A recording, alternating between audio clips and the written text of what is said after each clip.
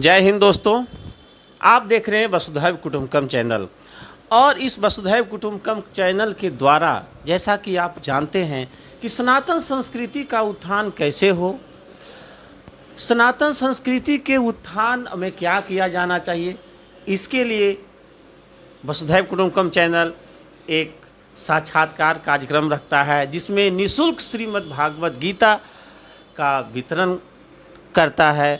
और वैसे वैसे लोगों से हम बात करते हैं और जानना चाहते हैं कि सनातन संस्कृति के विकास में बाधक क्या है और वह कैसे दूर हो, और श्रीमद् भागवत गीता सनातन संस्कृति के विकास में कितना महत्वपूर्ण भूमिका निभाता है या नहीं निभाता है, श्री कृष्ण की वाणी हमारे जीवन में कितना महत्वपूर्ण है। मैं इसी क्रम में अभी मैं नवादा ज़िले में हूँ, स्टेट बिहार, और यहाँ एक समाज सेवी भैया बैठे हुए हैं और मैं उनके पास आया हुआ हूँ और मैं उन्हीं का एक छोटा सा साक्षात्कार लूँगा। तो वसुधैव कुटुंबकम चैनल में भैया आपका स्वागत है। आप अपने बारे में कुछ बताएं हमारे सनातन भाइयों को, दर्शकों को। जी, सबसे पहले तो मैं सभी का नमस्कार करता हूं। मैं नवादा नगर परिषद में 3 बार मैं स्वयं और 1 बार मेरी पत्नी वार्ड पार्षद रह चुकी है। मतलब नवादा शहर के लोगों का मैं अपने प्रतिनिधित्व किया हूं और एक सामाजिक संस्था, कई सामाजिक संस्था से जुड़ा हुआ हूं।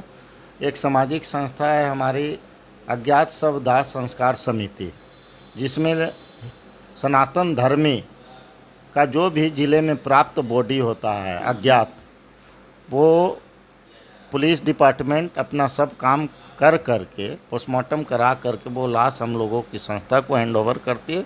उसका सनातन विधि से उसका क्रियाक्रम हमारी संस्था करवाती है।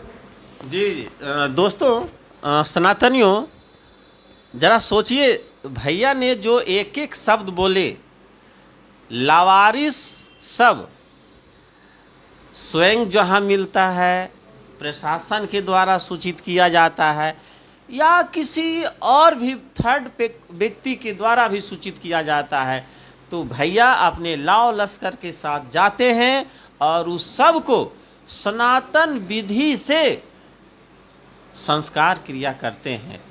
तो ज़रा सोचिए, आज के समय में अधिकतर आदमी से पूछिए, आई हैव नो टाइम, मेरे पास समय नहीं है, मैं बिजी हूँ, और इतनी भाग दौड़ के जीवन में भैया ऐसा काम कर रहे हैं।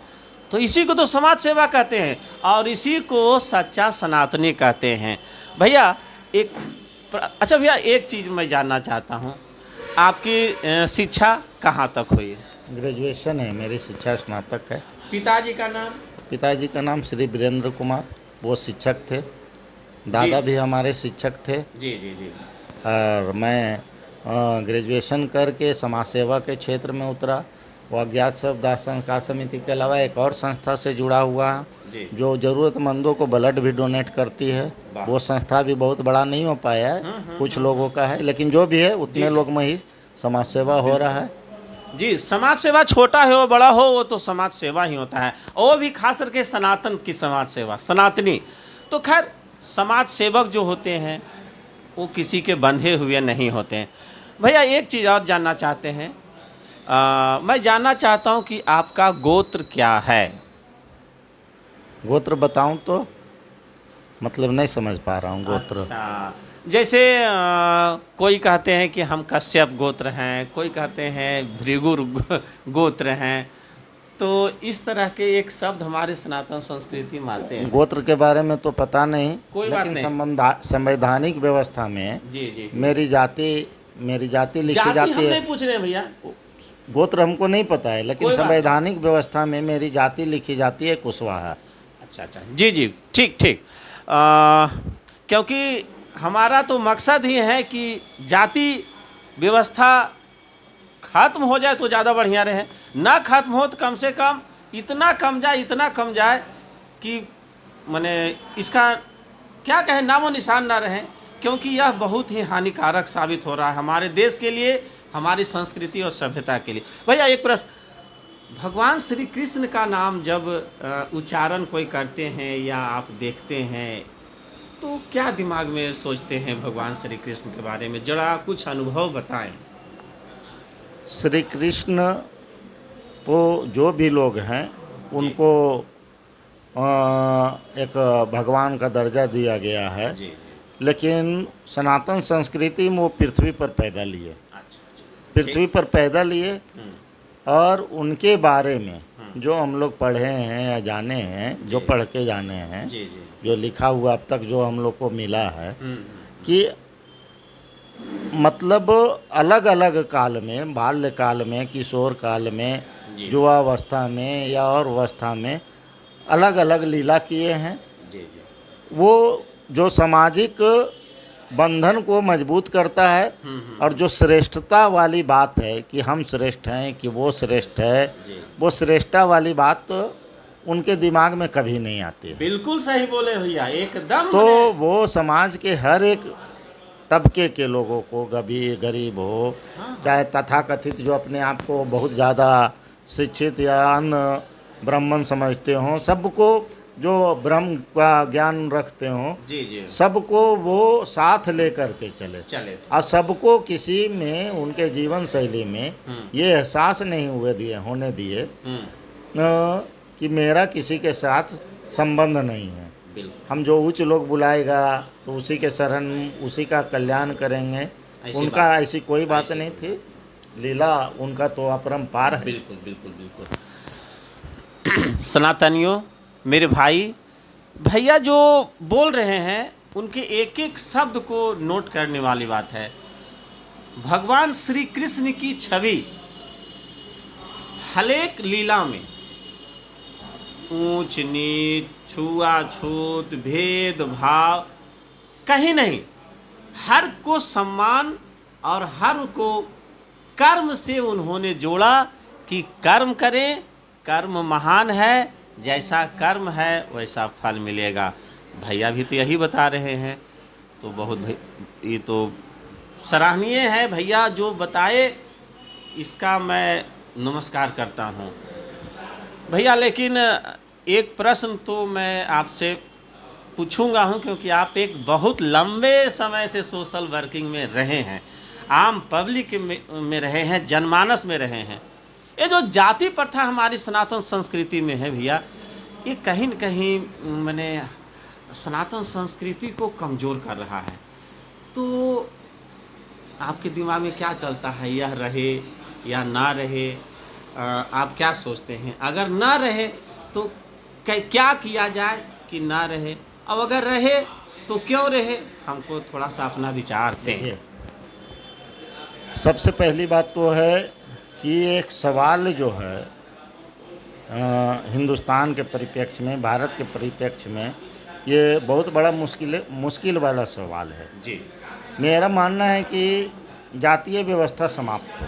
बहुत धन्यवाद। लेकिन ये जातीय व्यवस्था एक क्षण में समाप्त होने का चीज़ नहीं है, क्योंकि इसी व्यवस्था के तहत चलते जी आज हमारा जो है सामाजिक असमानता, घोर असमानता पैदा हुआ है। और इतना समानता पैदा हुआ है कि उसको क्षण में मिटाना, और एक हिंदुस्तान में एक संवैधानिक व्यवस्था है, संविधान में व्यवस्था बन गया है। जी जी। और जातीय व्यवस्था मिटाने के लिए एक ईमानदार प्रयास करना होगा, ईमानदार प्रयास करना होगा, तब ये हमारा, हम तो नहीं, आने वाला पीढ़ी जो हमारा है उसका युवावस्था, प्रौढ़ावस्था जाते जाते तब समाप्त होगा। क्योंकि इसको दिमाग में इस तरह पेशा दिया गया है, कई लोग समझते हैं कि हम श्रेष्ठ हैं इसलिए हम श्रेष्ठ रहेंगे, श्रेष्ठ रहेंगे। कई लोग ये मान चुके हैं कि हम निम्न वर्ग के लोग हैं, हमारा कोई इज्जत न है, ये काम हम कर ही नहीं सकते, हीन भावना उसमें पैदा कर दिया गया। तो श्रेष्ठता और हीन भावना, श्रेष्ठता जो अपने आप को श्रेष्ठ समझते हैं उनको श्रेष्ठता त्याग करना होगा, और जो अपने आप को हीन समझते हैं उनको आगे बढ़ना होगा, उनको उनमें जागरूकता फैला करके आगे लाना होगा। और ईमानदार जब तक प्रयास नहीं होगा तब तक ये हिंदुस्तान में संभव नहीं है, क्योंकि हमारे तिलचट्टे के तरह श्रेष्ठ बन करके हमारे देश में कई बाबा घूम रहे हैं, सनातन के नाम पर अपना घर परिवार चला रहे हैं, जी जी अपना मोटा कमाई का जरिया बना चुके हैं।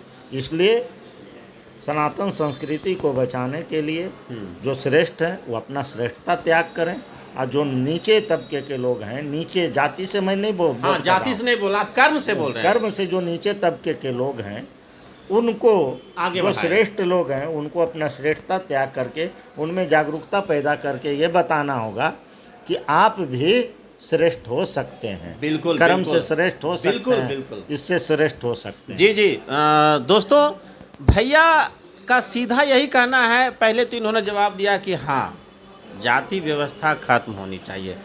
इतना आसानी से खत्म नहीं होगा, लेकिन होगा, इसकी शुरुआत भी हो चुकी है। और भैया एक बात बोले कि जो आप, इनका कहने का आशा है कि जो अपने आप को झूठी श्रेष्ठता के दम भरते हैं वो त्याग करें, और जो सच्चे श्रेष्ठ कर्म हैं वो करें, और वो अपने से गरीब तबके के जो लोग हैं वहाँ जागरूकता फैलाएं कि कोई भी व्यक्ति जन्म से महान नहीं होता है, कोई भी व्यक्ति धर्मयुक्त सच्चे कर्म से महान होता है। हर कोई अगर अच्छे कर्म करेंगे तो उस पद को, उस श्रेष्ठ शब्द पद को प्राप्त कर सकते हैं। तो भैया का इंटरव्यू तो इतना शानदार जा रहा है, इतना अच्छे अच्छे जवाब दे रहे हैं। तुलसी के पौधा के बारे में आप क्या सोचते हैं भैया? देखिए, हमारे देश में एक ऐसा हमारा हिंदुस्तान है, जिस तरह से विभिन्न प्रदेश में अलग अलग बोली भाषा बोलने वाले लोग एक देश के रूप में रह रहे हैं, उसी तरह से हमारे देश में बहुत सारा जैविक गुण वाला पौधा हमारे देश में बहुत भरा पड़ा है। तो तुलसी हमारा एक शरीर के लिए एक जैविक गुण, जो शरीर को किसी भी परिस्थिति में नुकसान नहीं पहुंचा सकता है, वो एक जैविक, उसको कहिए अद्वितीय गुण वाला एक पौधा हम मानते हैं। उनको पूजन करना चाहिए। इसलिए पूजन करना चाहिए कि वो हमारे शरीर को शुद्ध रखने में, बिल्कुल, स्वच्छ रखने में, हाँ, स्वस्थ रखने में बिल्कुल एक कारक के रूप में है। इस रूप में उनका पूजन नहीं करना चाहिए पाखंड फैला कर। पाखंड फैला कर नहीं, हमें इस रूप में पूजा करना चाहिए। वो औषधि है, दवा है, उसकी हम सुरक्षा करेंगे तो उसका हम भविष्य में लाभ लेंगे, क्योंकि तुलसी का पौधा गुणकारी है। तो मेरा ऐसा मानना है कि चाहे कोई भी रहे, हर घर में तुलसी का पौधा होना चाहिए। आपका भैया? मेरे ख्याल से लगभग घर में तुलसी का पौधा है। हाँ, ये भी आप लगभग सही बोल रहे हैं। लेकिन उसके औषधीय गुण को बहुत लोग नहीं जानते हैं। हाँ, तो दूसरे परिप्रेक्ष्य में अपने घर में लगाए हुए हैं, सिर्फ पूजन के लिए लगाए हुए हैं, बाकी उसका इस्तेमाल नहीं किए हैं, सुरक्षित रखे हुए हैं, पानी भी दे रहे हैं, नित्य दिन दे रहे हैं। तो हमारा मानना है कि लगभग घरों में तुलसी का पौधा है। तुलसी का पौधा है। हमारी जो भारत में शिक्षा पद्धति अभी है वर्तमान में, तो क्या इसमें श्रीमद् भागवत गीता की पढ़ाई होनी चाहिए? क्योंकि लगभग 2 से 3 वर्ष पहले अरब देश में श्रीमद् भागवत गीता की पढ़ाई वहाँ का भाषा में शुरू हो चुका है। वहाँ की सरकार ने मान्यता दे दी है, और पढ़ाई बस बच्चे क्लास से ऊंचे स्टैंडर्ड तक हो रहा है। तो क्या हमारे देश में सरकारी पाठ्यक्रम में शामिल होना चाहिए या नहीं होना चाहिए? भागवत गीता पाठ्यक्रम में शामिल हो जी, लेकिन जी, उसको, उस भागवत गीता को जो श्लोक है जी, उसका जो व्याख्या है वो सही शब्दों में लोगों तक पहुंचाने वाले बिल्कुल शिक्षा